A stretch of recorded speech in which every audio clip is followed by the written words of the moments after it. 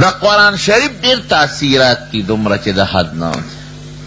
خود دا دوارو جہان و سردار مبارک چی با دا قرآن شریف تلاوت کو عائشہ بی بی فرمائی وی دا شپے بے تلاوت کو نو جلل بے ولی جوفی عزیزن کا عزیز المرجل وی دی سینے بے دا سے غرار کو لکا کٹوے چی جوشی گی نو دا حضور پاک پا مبارک وجود اثر کرنے او چی قرآن شریف بنازلے دا نو عائشہ بی بی فرمائی وی سخت جمع باو جمع پا جمع کی چانا خوالا نبیگی کسوک مشقتو کی نو خالت بیگی او کمنڈے وی نو خالت بیگی و جا چا مشقت نہیں کرے او منڈی نہیں والی دا چانا خالت بیگی عائشہ بی بی فرمائی وَلَقَدْ يَنزِلُ عَلَيْهِ الْوَحْيُ فِي الْيَوْمِ الشَّدِيدِ الْبَرْدِ وی پسخت یخنے کے وجہ پا حضور پاک مبارک قرآن شریف نازلے دا وی ما بوتا قتل وی چی قرآن اغا اثرات دا نازلے دو باخواشو او ما بو قتل نو ان جبینہو لیفتفسد عرقا وی دا دی تندی مبارک نبی دا خولو دا قطار بے دا دام را سر بے پا حضور پاک کا او پا کم ساروی چی با حضور پاک مبارک ناستو اب ٹنگے دے نشو اب ذر کے ناستو انا سنلقی علیکا قولا ثقیلا اللہ او دیر لوی درون قول او دیر درون کلام میں در تنازل کرے طول مخلوق طاقت ندل رلی انا عرضنا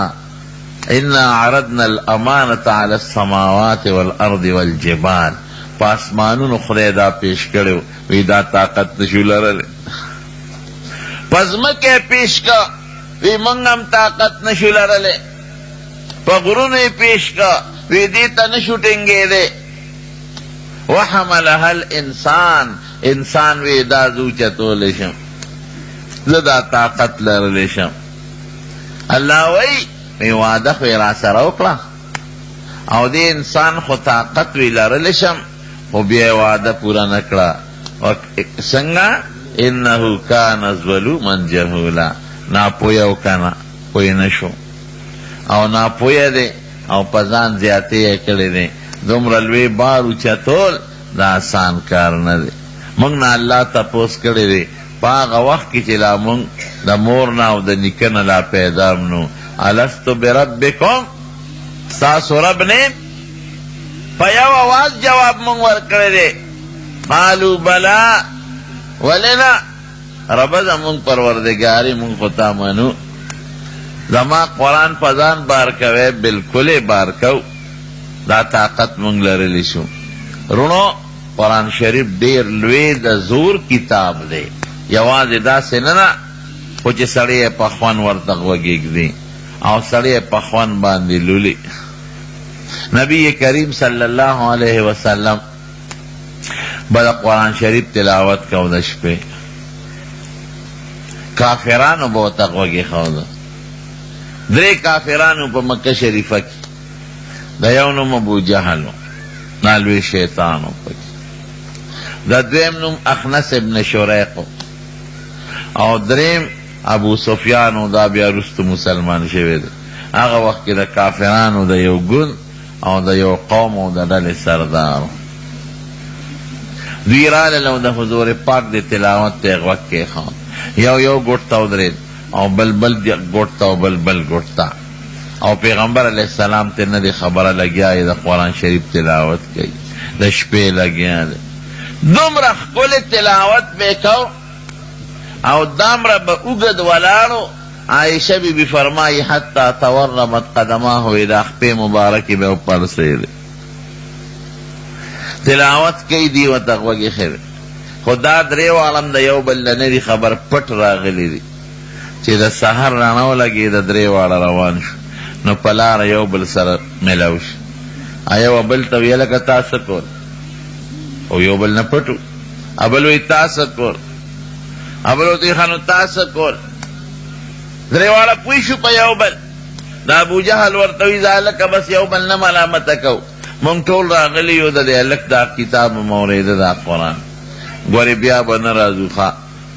وعده وکړئ چې بیا به نه راځو. هسې نه چې د مکې دا خلک زموږ نه خبر شي، بیا به وایي مونږ ته منې کوې او په خپله د شپې راځئ، شپه ورته روڼوئ، دا ټول به مسلمانان شي. وعده وکړئ، وایي وعده ده نه به راځو. ورځ تېره شوه چې ماسخوتن شو، د هر یو په زړه خارښ لګېدلی او هر یو وایي دې درې وانو کې وایي د ملګرو مې قسم کړی نه راځي، راشه زه به لاړ شم. راغلی دی ځای بدل کړی، یو یو ګوټ کې پټ ولاړ دی، بل هم غلی راغلی دی، هغه وایي چې د نورو قسم کړی نه راځي زه به لاړ شم. بل هم وایي چې د نور زو به نه راځي، قسم یې کړی دی زه به لاړ شم. د حضور پاک د ښکلي اواز هغه خارښ یې په زړه کې لګېدلی. قسم دی چې قرآن شریف د الله کلام دی او د دواړو جهانو د مبارک سردار د خولې تلاوت به و چې څونه خوند به یې کوم. بیا ولاړ دي ځای نه بدل دی، ټوله شپه د حضور پاک قرآن واورېد. سحر وختي چې روان شو بیا یو بل سره میلو شو. یو به ته وایي هلکه تاسو قسم نو کړی چې نه به راځو، نو یې تا نو خوړی ته ولې رانې؟ بل وایي تا هم قسم کړی. د ابوجهل شیطان ورته بیا وایي وی بس خمونږ بغه بس ټیک تا وی خوند یې راکړه چې رښتیا وایو. لکې کرښې راله جوړې کړې، وی خو ګورې بیا به نه راځو. هسې نه د مکې دا خلک موږ نه خبر شي، وی به چې ښه شپه ورته تاسو روڼوئ او موږ ته وایې دا کاهن دی او جادوګر دی او دروغ وایي او په خپله د شپې راځئ، دا ټول به مسلمانان شي. بیا به نه راځو. مضبوطې وعدې وکړې. بیا وعده وکړه چې بیا ماسخوتن شو، د هر یو پړه کې بیا خارښ لګېدلی دی. خدای کله به شپه راځي چې دا قرآن مونږ بیا وورو. دا خوند شی دی که نه؟ دا بچي دا خلک منې کوي چې بچې ګانې بجانې له مزه او پلانکي ځای کې واده دی مزه والا، په دیوال دا ماشوم دا روانکارې ووړي او تماشې له لاړ شي، شپه ورته ویړه کې او بیا د شپې راشي غلې غوندې بړستن ته ننوځي، پلار مېړو خبر نه شي. کوي دا ماشومان که نه کوي؟ پلار یې ولیږي ورشه پی راوړه، میلمانه دي دوی چې لار کې تماشه وویني پی په ځای پاتې شي، هغې پسې روان شي. دا ولې؟ لکې خارښ لګېدلي چې دا خو خشته مزېدار اواز دی، شپېلی هم ده پکې او باجه هم ده پکې او د ډول ډنګ هم دی پکې، بیا په ځان چته پیږي. خشته اواز پسې هر سړی مزې شلی. نو دوی بیا رالل او هر یو دا سوچ کوي چې د ملګرو مې قسم کړی دی نه به راځي. بیا یو ځای نه بدل کړ، ټوله شپه د حضور پاک تلاوت بیا واورېد. سهار چې روان شو بیا یو بل سره میلو شو، بیا یو بل ملامته کوي هلکه تا چې قسم کړی چې نه به راځم، نو یې تا نو کړی ته ولې راغلې؟ بل وایي ته ته ولې راغلې؟ وایي دا بس نن په بیت الله مضبوط قسمونه دي چې بیا به نه راځو. چې سهار شو د اخلص ابن شریح پکې سپین ګیری دی لاړ، ابو جهل ته ور وډبه،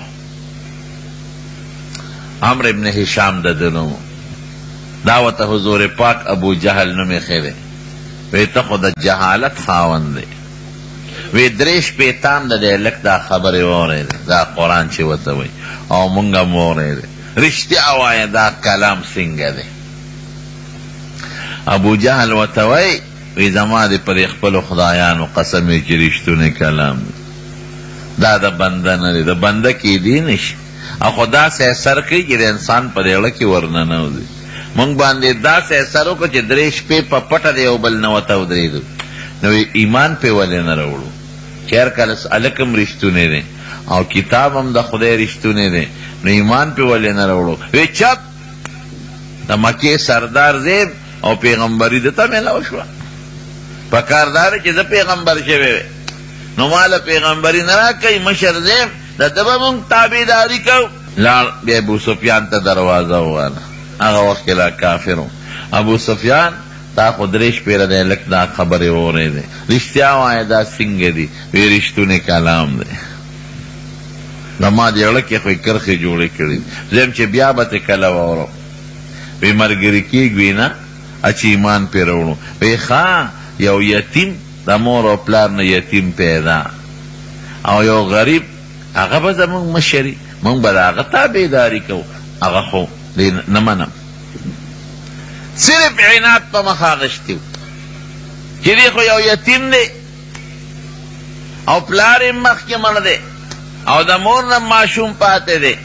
او موږ د مکی سرداران یو، موږ به د ولې تابعداري کوو. قسم دی قرآن شریف چې چا اورېدلی دی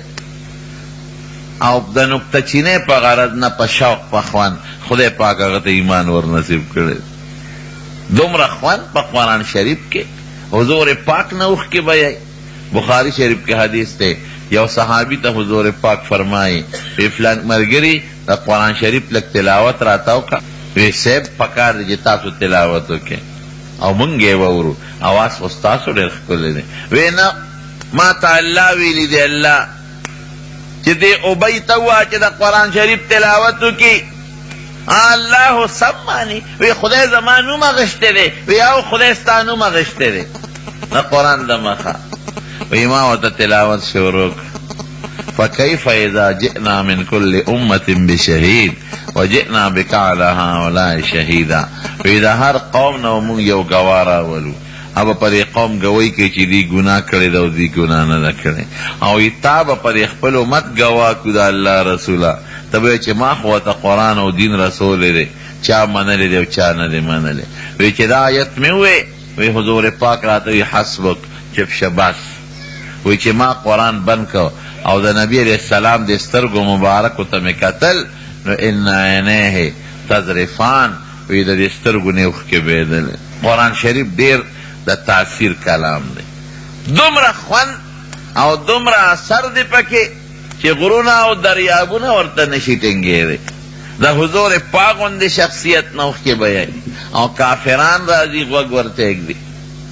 دا مشهور قاری صاحب دی، قاری باسط صاحب عبدالباسط، کیسټ به تاسو اورېدلي دی د مصر و مصر، او بیا کویت ته تللی، په کویت کې مړ دی او ډېر کارخانهدار مالدار سړی، خدای پاک ښکلی اواز ورکړ. هغه یو ځل په مصر کې د روس بادشاه راغلی و، د روس خروشیف د هغه بادشاه نوم، او د مصر چې کوم بادشاه و د هغه نوم جمال عبدالناصر، جمال ناصر. نو د بهر نه چې اوس هم دا بادشاهان راشي نو خلک وله د خپل علاقې دا مشران راغواړي. نو جمال ناصر د مصر خلک راغوښتي، ډوډۍ پرته ده. یو خوا خروشیف دی د روس هغه صدر او هغه سره خپل وفد دی، او بل خوا مسلمانان دی جمال ناصر، او ډوډۍ پرته ده، خلک ناست دي. وی دی جمال ناصر د روس دی صدر ته وی چې صاحب یو کلام درته واورم. وی هغه وی چې واوروه. وی موږ دا خیال و چې دا بادشاهانو ته څه دا ډول او سرنو څه ګانه بجانه اورئ، دا به اورئ. وی چې واوروه. وی ما ته جمال ناصر د مصر بادشاه اشاره وکړه چې عبدالباسط د قرآن شریف تلاوت وکړه. وی زه خو تیار نوم تلاوت ته، ځکه چې روس بادشاه دی، هغه په تلاوت څه کوي، خو خدای هم نه مني. وی ما ته تلاوت شروع کړه. وی ما تلاوت شروع کړه. وی ما له هغه خپل تلاوت دومره خوند راکړ، دومره خوند. وی ما وی چې عبدالباسط نور کله ستا قرآن ته هغه خلک ناست دي اوري چې هغه دا قرآن هم مني، چې په کوم پیغمبر نازل دی هغه هم مني، او چې کوم الله نازل کړی دی هغه هم مني. او نن ستا د قرآن شریف تلاوت ته هغه خلک ناست دی چې نه دا قرآن مني، نه پیغمبر علیه السلام مني، او نه خدای مني. روسیان خو خدای هم نه مني. ډېر خوند یې راکړ. وی دومره لذت او خوند یې مال راکړه چې جلا راله، او د هغه جلا د وجې نه مې اواز بند شو، نور تلاوت مې نه شو کولی. وی چې مخامخ مې وکتل، وی د روس هغه بادشاه هم جړل، او چې کوم وفد ورسره دی هغې ټول په جړه دي جړی. وی جمال ناصر ته وایي د روس باچا چې جمال ناصر دا دې راته څه قسم دې دی خو زما په دې رګونو کې، په دا وینه او په دا زړه کې لارې پیدا کړې. دومره د خوند کلام نه ورسره ډول شته چې خوند پکې پیدا شي، نه شپېلی شته چې خوند پیدا شي، نه باجا بعضې وخت کلام سره دا شي استعمالیږي نو کلام کې خوند پیدا شي. دې خو څه بل شان اثر وکړو، زما په دې زړه کې خو یې لارې جوړې کړې، موږ له خو یې جلا راوسته. دا څه شی دی؟ وی دا زمونږ د خپل رب کلام دی، د الله خبرې دی، قرآن شریف د الله خبرې دی نو. او زمونږ پښتون پیغمبر محمد مصطفی صلی الله علیه وسلم انا نازل کړی زمونږ د هدایت لپاره. نو قرآن هغه کتاب دی چې د روسی کافر د سترګو نه مخکې بیه چې توجه ورته کې دومره خوند او عزت دی پکې. حضرت ابوبکر صدیق رضی اللہ عنہ به د قرآن شریف تلاوت په مکه شریفه کې خلکو تنگ نو چې کوم مسلمانان په مکه کې تنگ شوي دوی هجرت وکړه مدینې شریفې دا حبشې هغه زمانو ابوبکر هم خلکو تنگ حالانکې د یو قوم لوی مشر دی روان شو. یو کافر دی زید ابن دسنه دی والا مخې له ورغی. ابوبکر څه کې یاره بس دا خلک مې نه پرېږدي د مکې دا خلک نو ځم چېرته هجرت کوم. هغه د مټه ونیو نه ګورې پام کوه ته خو ته چې زمونږ د وطن نه لاړ شې نه زمونږ په مکه بیا څوک څه ته خو ډېر نیک سړی ښه سړی نه به ځې وی قوم مې نه پرېږدي وی زما زه امن در کوم لکه دې قبایلو کې چې ملک چاله امن ورکړي بیا ورته څوک غږ نه کوي زه امن در کوم راځه نه به ځې. زید ابن دسانه کافرو د قوم مشرو ابوبکر یې راوست او ټول ملکانان چې څومره و د هغه علاقې ابو جهل او عتبه او امیه او شیبه دا کافران په دوی وګرځېد. وی ابوبکر خو ډېر ښه سړی دی زمونږ د کونډو رونډو خیال ساتي یتیمانانو خدمت کوي زمونږ غمخادي پې جوړه ده او نیک سړی دی. دی ولې بار ته ځي دی به بار نه ځي دی به دلته مونږ سره یي. هغې ورته وی چې دک یو چل دی که نه دی بار د خپل هغه ځان له ده دروازې مخې ته یو جوماتګي جوړ کړی و حضرت ابوبکر یو چبوتره غوندې ولو د ډبه وه نو هغه به په دې قرآن شریف تلاوت کو او جړل به ابوبکر به قرآن سره جړل نو دې قرآن شریف لولي د هغې تلاوت کوي او جاړي زمونږ ښځې راشي ورته ولاړي او زمونږ بچي ورته ولاړي مونږ یریږو هسې نه چې زمونږ دا ښځې او بچي مسلمانان نه دا شرط پې ولګوه چې ډېرې دا قرآن په خپل کور کې لولي بار به نه کوي نو مونږ ورته غږ نه کوو. دا کافر راغی حضرت ابوبکر ته وی مهرباني وکړه ما امن درکړه ته دا خپل منځ او دا قرآن شریف په کور کې در نه وایه بار به نه وایه ځکه دا زمونږ قوم یریږي ته چې وایې ته جاړئ او درته ښځې م ولاړي ماشومان هم را جمع شي اواز دې ښکلی دی نو مونږ یریږو چې زمونږ دا ښځې او بچي چې ستا په مذهب نه شي مسلمانان نه شي. یاره اوس ته امن دې را کړی دی دا شرط خو ګران دی خو زه ټیک ته نو به منو. چې څه موده تېره شو حضرت ابوبکر به کور و مونځ کو تلاوت به یې کور کو بار راووته بیا په هغه خپله ډېپا چبوتره تلاوت شروع که مونځ به لګیو په مانځه کې به یې قرآن لسته او جړل به بیا د مکې خلک رالل ماشومان به ورته ولاړو ښځې ده ته به یې کتل او قرآن ته به یې غوږې ښوده لویه ډله به ورته ناسته وه. کافر رالل دی چا چې امان ورکړی و دی زید ابن دسنه ده ته وایي چې سړي د شرط خلاف ورزي کړی هغه خو بیا هغه قرآن بار شروع که او بار راووت ورشه منې که یارې دننه خپل قرآن وایي او یې مونږ بار نه پرېږدو وله راغی ابوبکر تا خو ته خو ګوره ما امن در کړی او پتا مې دا شرط لګولی و چې ته به دا قرآن شریف دننه وایې دا مونځ دې دننه کوه بار به نه کې دا زمونږ قوم یریږي چې زمونږ ښځې او بچي مسلمانان بشي چې د قرآن اوري نو ته مهرباني وکړه د شرط پابندي وکړه او کنی مال خپل من واپس راکړه قوم دې بار نه پرېږدي د دې دونکاچه باندې په دې ډپه جنگ د سره کوي نو چې زما په امن کې نو دا زما بېعزتي ده ماله بیا خپل من واپس راکړه ته پیشه او کار دې پیشه او یا دننه دې خپل قرآن لوله. حضرت ابوبکر صدیق ورته څه وایي وی تا ته ما خپل امان واپس که زه نشم صبرېدی هم د دې دروازې مخکې به دا قرآن لولم دلته به یې لولم په دې ډېپه به دا قرآن لولم او که ته وایې امان تا ته مې خپل امان واپس که ماله د الله او د رسول امان کافي دی د دروازې مخکې به لګیاو او قرآن به یې لستو ښځې به متجمع و ماشومان به متجمع. زما د قسم ډېر زیات صحابه صرف د قرآن شریف په تلاوت مسلمانان شوي. یو ځل د حضور پاک خلاف میټینګ د دنیا کافر راغونډ شوي د سره څوک دا خو یو مسلمانې دي. حضرت عمر دغه وخت کې لا مسلمان شوي لومبی زمانه هغه توره راوویسته وی تاسو له علاج نه درځي ما ته اجازت وکړې اوس ځم او سر ته پرې کوم او درته یې راوړم چې قصه خلاصه شي قوم ورته وی ورشه که نه چا تکړه شه وی دغه دې لاړم کښېنئ دی را روان شو په لاره ولې یو مسلمان په مخه ورغی خو هغه ځان پټ ساته اسلام به خلکو پټ ساته عمره څه کې یره دی محمد صلی الله علیه وسلم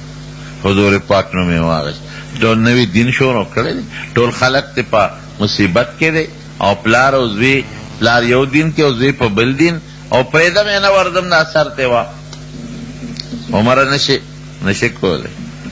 هغه لوی قوم د سوچ په دې خبره وکړه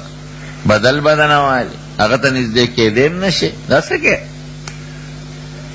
دې پې پیښ و وی تم جوړ صحابي شوي دین دې پرېښی دی توره ده پسې نه یې غږ کړه وی مړه ما څه کې ورشه اوښې دې وګوره اوښې دې خور دې دواړه مسلمان شوي دي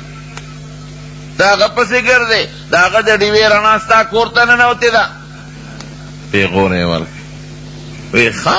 نیغ لاړ اوښې ده خور کره د خور نوم یې فاطمه چې ورغې هغې یو استاد راوستی او حضرت خباب او قرآن شریف یې ورته ښه او ځان پسې دروازه زنځیر کړې وه دې بار د دروازې نه ودرېده د قرآن یې واورېده وایي دا خو رښتیا دي زما خو اوښې هم د دې سړي په مذهب دی مسلمان شوی دی او خور مې مسلمانه ده دروازه مضبوطه د تورې په هغه سټی واله ور لرکې خور یې پیش هغه استاد ته یې وی ته د کټ لاندې پټ شه تا باندې غزار په توره ونه کړي او دې خور یم او دی اوښې دې مونږ به ورسره راکاږ دی خو یې د کوټې کې دننه پټ چې وردنه و حضرت عمر نو اوښې سره مشتو ګریبان شو او اوښې واو چې ته مسلمان شو زه ستاسو پیغمبر پسې ځم وجنه مې او تا زما خور هم بېدینه کړه مسلمانه دې کړه او ته مسلمان شوې پرېږدم دې نه دا خور یې په دا منځ کې شوه دا اوښې او دا رور یې خلاصول عمر سپېړه اوچته کړه او د خپلې خور دې مخ له یې راوبروله او دومره سخته سپېړه یې د خور له ورکړه چې د خور د دې مخ نه یې وینې ودانګل او د عمر په مخ ور پرېوتې کلک غزار یې ورکړ هم د عمر خور وه وی عمره لاس دې خلاص چې څه دې خوښه یې کوه توره در سره ده زه مسلمان یم او زما د خاوند مسلمان دی تکړه شي چې څه دې خوښه یې مونږ دین قبول کړی دی ایمان هم قبول کړی دی او د بوتانو نه بېزارتیا کړې دی اعلان هم کړی بوتان هم نه دي پته چې د دې خور ته وکتل د خور جړا ته وکتل وینې ته وکتل زړه کې رحم راغی وی ښه تاسو څه وې ما ته ووایه شامې نو یې نه وایو درته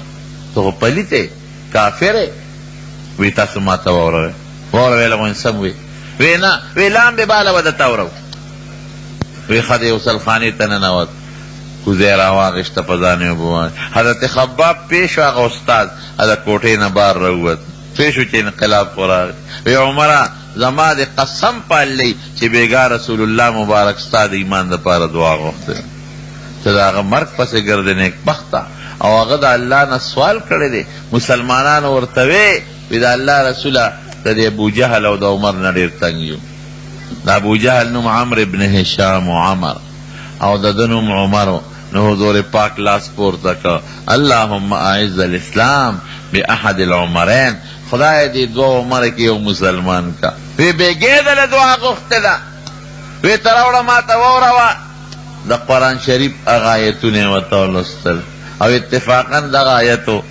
چې څنګه دی آمنو بالله ورسوله حاجی اننی یکون هغې کې به حضور پاک د قرآن شریف تلاوت او صحابو ته عقیدې ښولې او هغې وخت کې چې کوم اعمالو اسم لا نمونځ فرض شوی دی او نه روجه فرض ده او نه زکات د صحابو اصلاح به یې کوله دی روان شو دا اوښې هم د خور هم ده حضرت خباب هم ده حضرت عمر هم ده چې څنګه ورغلل او په دروازه ورننوتل صحابه وی صاحب هغه د عمر راغی هغې خو مخکې نه پته مو چې پیغمبر علیه السلام پسې ګرځي قسم په خدای حضور پاک ډېر بهادر شخصیت بخاري شریف کې نن هم موږ یو حدیث وی یو صحابي زموږ د قسمې که د حضور پاک نه زیات بهادر موږ په مخ د ځمکه بل څوک لیدی صحابه وی هغه دی راغی وی دی خواشه زه ورځم وی که په ښه نیت راغلي خو هرکلی به ورته ویم او که په بد نیت راغلي د ده په دې توره به تې سټ وه ورغې د دې ګریوان نه حضرت عمر ونیو دغسې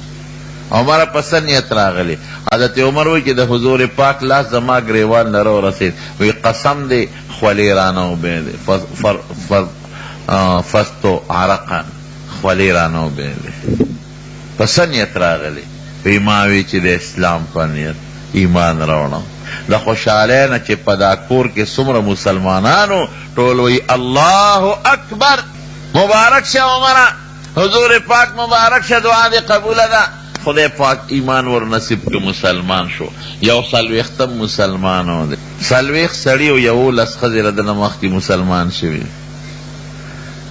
وی ده ته د فاروق لقب هم دغه وخت کې میلاو شو څنګه وی د الله رسوله دا دین حق دی وی یو د حق پیغمبر یو نو وی دا پټ ولې ناست یې د بیت الله مخکې ولې ښکاره اعلان نه کوو وی لا ماته د الله حکم نه دی شوی وی زه خو پې ورغلم خلق کافر پته مه دي چې اوس به د حضور پاک سر راوړي او د بیت الله په مخ کې اعلان وکړه ای خلقه وی که څوک مې پیژنې خو ډېره ښه ده او که څوک مې نه پیژنې زه د خطاب زویم عمر ما ایمان راوړه زم دا پیغمبر ملګری شم او که د چا لاس کې زوري نو را میدان ته دي شي په ګرم ځای څوک پنیک دي ښه عمر له څوک مخې له ورتلی شي د دې وجې نه وي ده ته بیا نبی علیہ السلام د فاروق لقب ورک او یا یو واقعه مدینه شریفه کې پیښه دی او منافق یې وجلو څوک وي د هغې د وجې ورته فاروق لقب میلاو شو دا د قرآن شریف په سر دی ټوله شپه به قرآن لسته حضرت ابوبکر او عمر یو ځل حضور پاک سار دواړو ته وایي حضرت عمر ته وایي او حضرت ابوبکر ته ابوبکره بېګا زه تېرېدم او تا د قرآن شریف تلاوت کو بند کا دا شی دی مړه بند کا د قرآن شریف تلاوت ته کو ابوبکر ډېر غلی لګیا وي حضرت ابوبکر ورته څه وایي قد اسمعت من ناجي چا سره چې ما رازداري کول هغه ته مې صاحب اورول زما الله زما پټه موري عمر ته وی عمره ډېر په تیز اواز لګیا وي او ورته څه وایي وی صاحب اوقظ الوسنه اوده مې راویښول او ترېدو او شیطان مې شاړه حضرت نبی علیہ السلام مبارک ورته فرمایي ابوبکره ته لږ اواز اوچت که خلک په زوره وایه چې بل څوک هم ده نه فایده والي که واوري عمره ته لږ ښکته که چې کوم سړی بیمار دی مریض دی تکلیف دی چې هغه ته ضرر نه ګوره د شپې به تلاوت کو دی ورته نه وایي چې دا د شپې تلاوت ولې کوه دا اثرات دي د قرآن په زړه قرآن ډېر د اثر کلام دی او ډېر لوی تاثیر دی پکې خدای پاک دې مونږ تاسو جنت ته بوتلېږي داسې غلې غوندې مینه مو ویل لکه چې دنیا نه مړه نه کېږي مونږ به بشیر ته وایو چې شاه بشیر جانه نعتونه وایه او موبایل دې جیب کې واچه د ده موبایل ډېر خوښ د ده به ولې نه خوښ نن سبا د جنکو خوښ دی نو ټول جنکو سره موبایل دی دا لوی فتنه نه دا موبایل هم لوی غم دی زما وروڼو خدای پاک چې مونږ تاسو جنت ته بوتلېږي نو په جنت کې به الله جنتیانو له قسم قسم څیزونه ورکړي بس د یو جنتي په کور کې به 4 ولې بیږي یو د خشته او سوچه شاتو او یو د خشته ښکلې اوبو او یو د سوچه او پیو اعلی پی او یو د شرابو خو د جنت په شرابو کې به نه سرخوږي وي او نه پکې نشی یو صحابي تپوس وکړه د حضور پاک نه وی صاحب په وله کې خو خټي د جنت په دې وله کې خټه شته وی یو خټه پکې د خوا به مشک او عنبر به وی کاڼي پکې شته په ولو کې لاندې واړه کاڼي ډېر خوند کوي وی یو په دې ولو کې کاڼي هم دي هغه به یاقوت او هیرې او جواهرات او لال او مرجان به یو بل صحابي وی جنت کې دوړه شته و یو دوړه هم پکې شته هغه زعفراني زعفران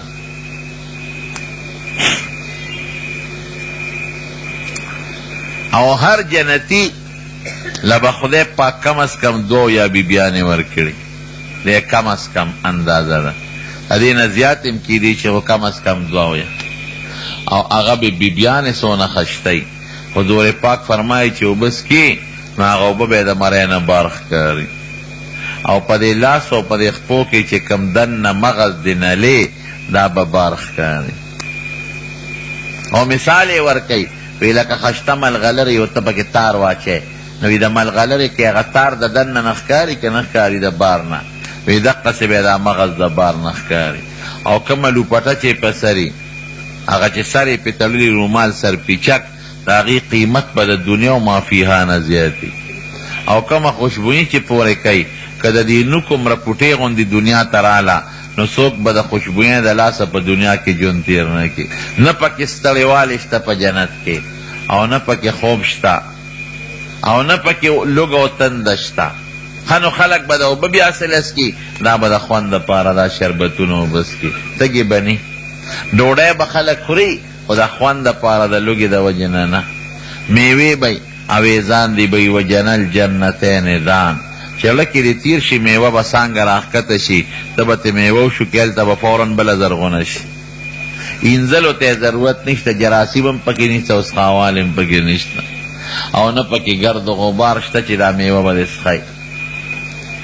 جامې به د ریخم ورچا اغوستې نري ریخم او غټ ریخم او نرم پاسته قسم قسم جامې درزیان پکې شته که نشته نه درزیان پکې نشته د انارو د بوټي په شان بوټي به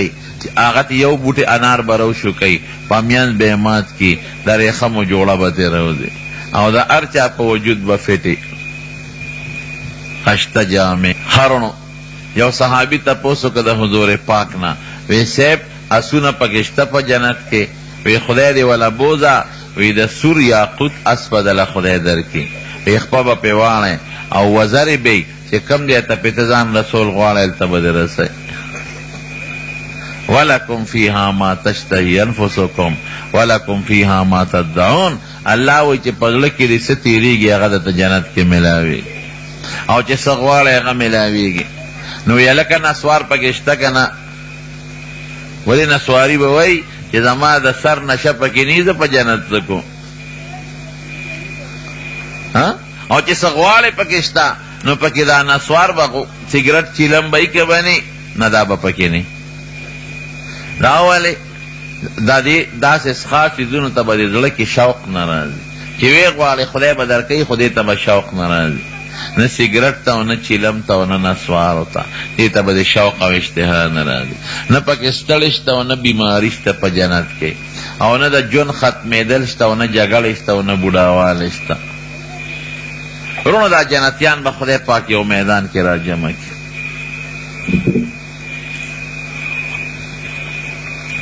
الله به ورته وایي وایه که نه جنتیانو څه نعمت کې کمې شته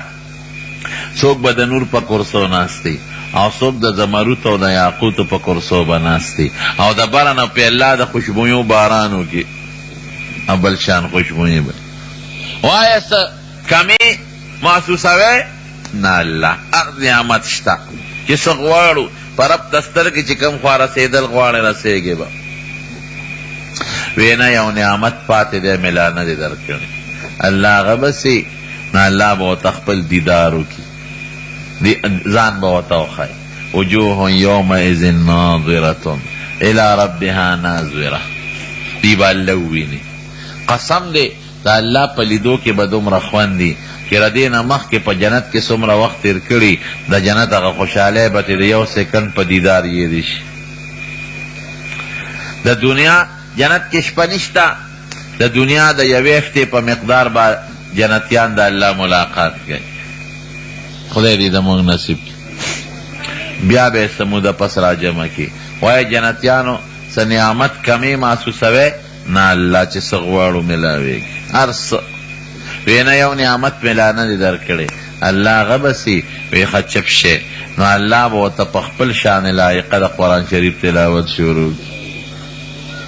ګوره یوازې زمونږ امت ته نه چې چاله نازل دی د آدم علیه السلام نه تر د عیسی علیه السلام پورې چې څومره جنتیان دي قرآن خو مونږ دپاره هدایت دی، هغې دپاره خو نو په ټولو به الله قرآن شریف ولولي، الله به وی او جنتیان به اوري. نو که اثر پکې نه وی، خوند پکې نه وی، نو بیا به الله د یو نعمت په شکل په جنتیانو د قرآن شریف تلاوت نه کوم. لومبی چې قرآن شریف نازلېده نو حضور پاک به مو سره شونډې مبارکې ړقولې چې رانه ير نشي. الله فرمایي لا تحرک به لسانک لتعجل به، تلوار مکوه ژبه مبارکه زر زر مه خوځوه، غوږ ورته کښېږده. ان علینا جمعه وقرآنه فاذا قرأناه فاتبع قرآنه ثم ان علینا بیانه. دا قرآن ستا په سینه کې محفوظ کولم زمون کار دی، او ستا په ژبه مبارکې امت ته لوستلم زمون کار دی، او امت ته دې په معنا پویولم زمون کار دی. بیا به حضور پاک مبارک سر ښکته کړی چې تلاوت به جبریل علیه السلام وکړو، نو چې څنګه به هغه لوستې حضور پاک ته به فوراً بیا یادو. قسم دی چې د قرآن شریف نه خوږ کلام بل په مقدس مکه نشته. که نشته وایه راته نشته. یو نعت چې یو نعت خوان درې ځله وایي بیا سړی وایي مړه دا خو یې بل ورځم ویلی، او چې تلاوت د قرآن شریف د صورت رحمان یو قاری صاحب په خشته آواز زر کرتم کوي نو څوک به نه تنګېږي. خرونو اوس به ته وایې چې یاره مونږ خو چې د سار مانځه کې دا خلک ولاړ او ملا صاحب لږم رکات وګد کی نو څوک په یو خپه ودرېږي او څوک په بله. یاره جي استاد جي د شوی وې پکې څه چرته پکې تللی وې، ته به یې دی خواړو اثر ونه که په مونږ باندې، مونږ له خو یې خوند رانه. رونو د یو مثال در کوم چې د کوم سړي تبی او بیماري، نو که دله ډاکټر ورته وایي دله خوراک ورکې، نو که دله خوږ خوراک هم ورکې نو په د تریخ لګي. داسې ده که نه؟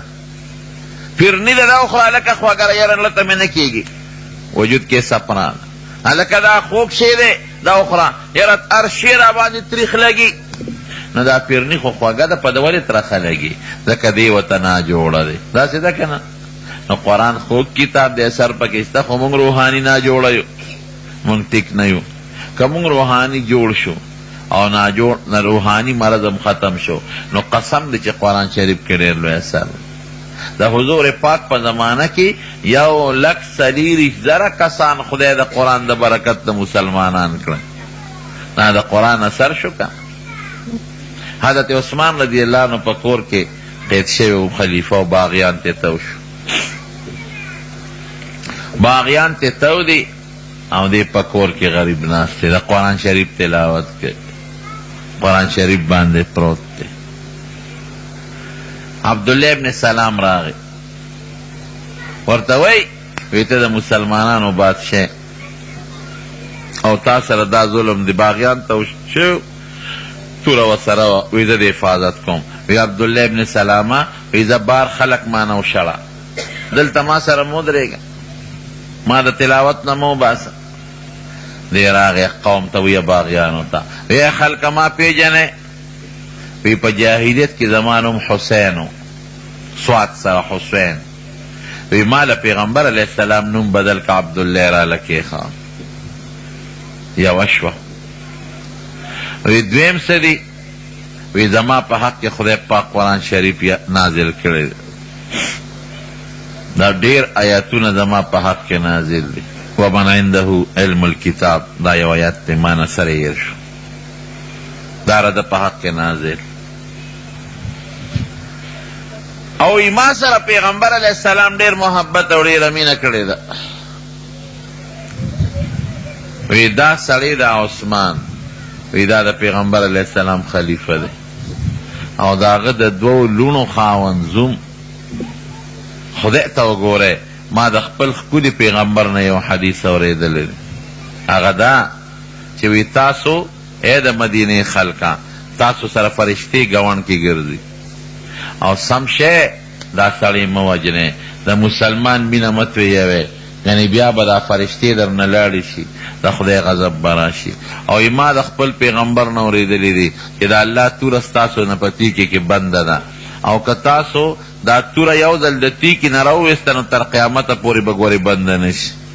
الله الله فی هذا الرجل، د خدای نه ویریږئ دې سړي ته ضرر مه رسوئ. هغوی څه وی هغوی اخوا کې وي دا عثمان هم مړ کې او دا یهودي هم مړ کې. عبدالله ابن سلام یاد حضرت عثمان سر روچت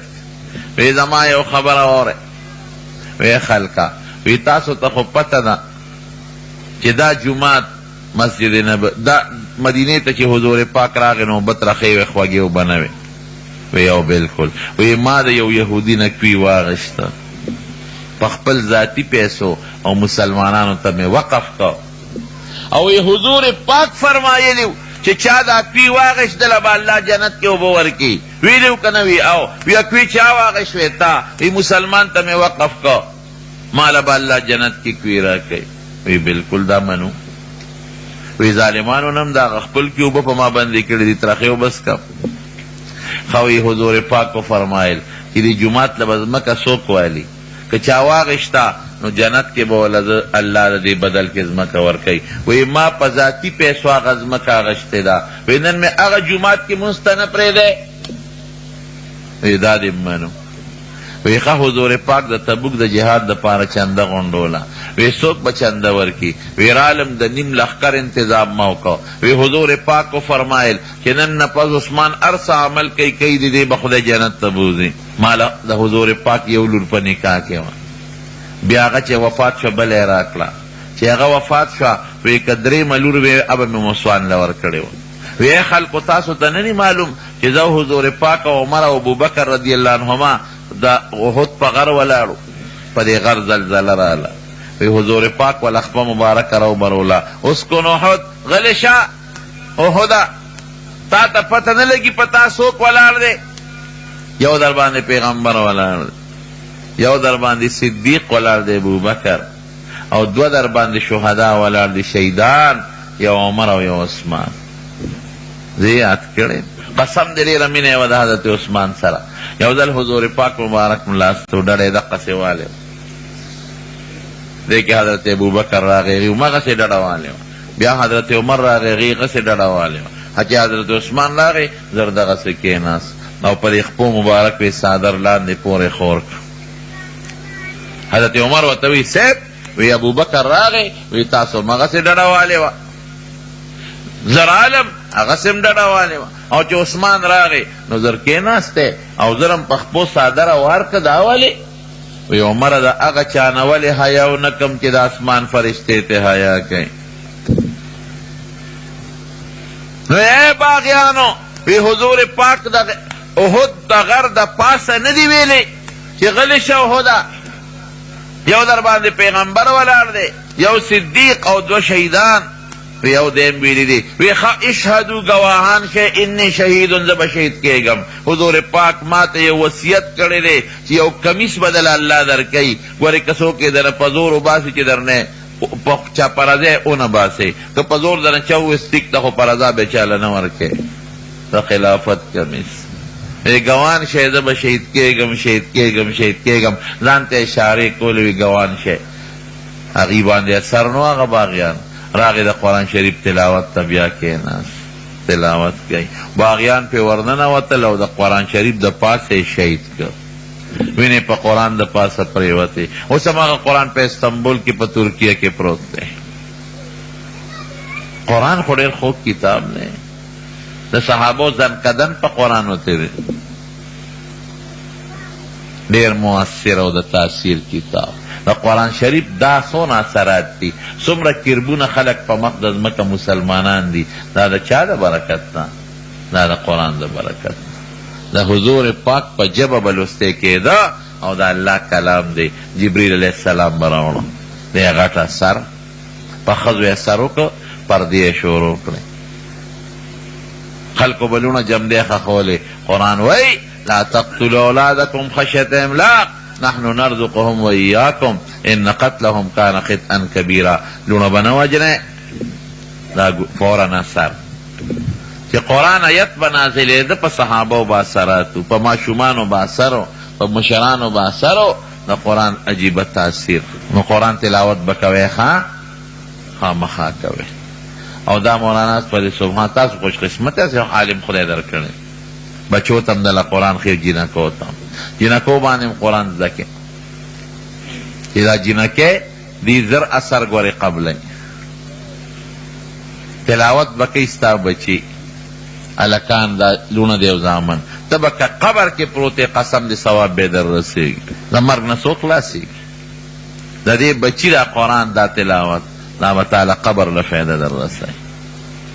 ډېر لوی اثر دی حضور پاک یو ځل صحابه کرام په لاره روانو یو ځای کې خیمه ښخه کړه د ځمکې نه د تبارک الذي اواز اورېده هغې ته پته نه وه چې دلته قبر دی ځای وار شوی حضور پاک ته الوی وی صاحب یو ځای کې خیمه ښخه کړې وه د ځمکې د لاندې نه هم د تبارک الذي اواز اورېده وی هي المانعة هي المنجیه دا لاندې قبر د مسلمانو تبارک الذي ویلې ده په ژوند کې اوس هغه حدیث کې راځي وی په مړي د پاسه په د انسان به وزرې خوري کی او د الله د عذاب نه به بچ کوي نو قبر کې هم فایده درکوي دی د قبر اثر دی